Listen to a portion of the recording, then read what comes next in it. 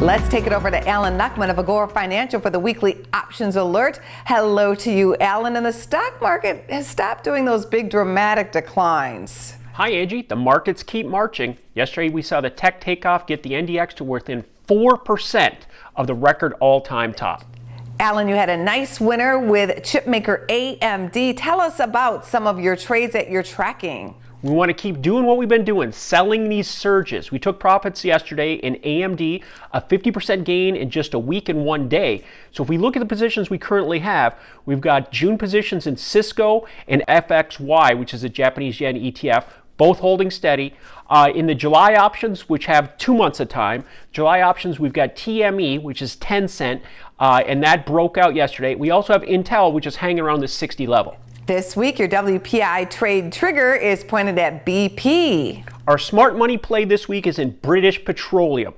Crude had capitulation here some weeks ago with that nonsense where it went negative. Oil is up 275% from that low. Let me say that again. Crude oil is up 275% from that low. There's a lot of opportunities left in these energy stocks with that crude capitulation. I'm looking at BP, British Petroleum, trading between 15 and 25. It's also down 45% in the last year. So from a risk-reward standpoint, looking good there from a value. Trading in this range for the last couple weeks has a midpoint at 20. So I'm looking at the July 20 call. 2 months of time, July 20 call. And with this trading range, a breakout targets 35 up above. 35 also standds to be the midpoint pivot of the action in the last 52 weeks. So a lot of things looking positive for British Petroleum. And like I said, the smart money sees something. Leave us now with your trading day takeaways, Alan.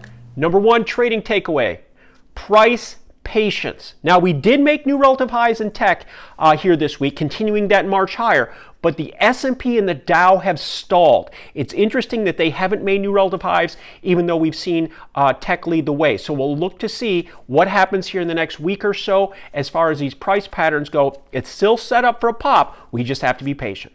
Number two, wedge edge. If you look at the chart patterns on almost every single stock on this board, they have the same series of higher lows and lower highs. So they've got this big pattern set up for a breakout. So we're looking for a price pop here somewhere along the way. Like I said, the Dow and the S&P have some catching up to do when it comes to the tech sector, but every chart looks very similar, and let's see if we can get some strength here in the next few sessions. And lastly, number three, 20 time.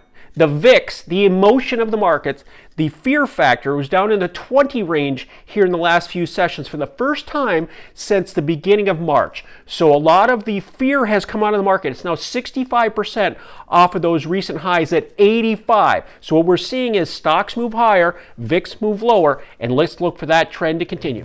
Thanks as always, Alan. Thank you.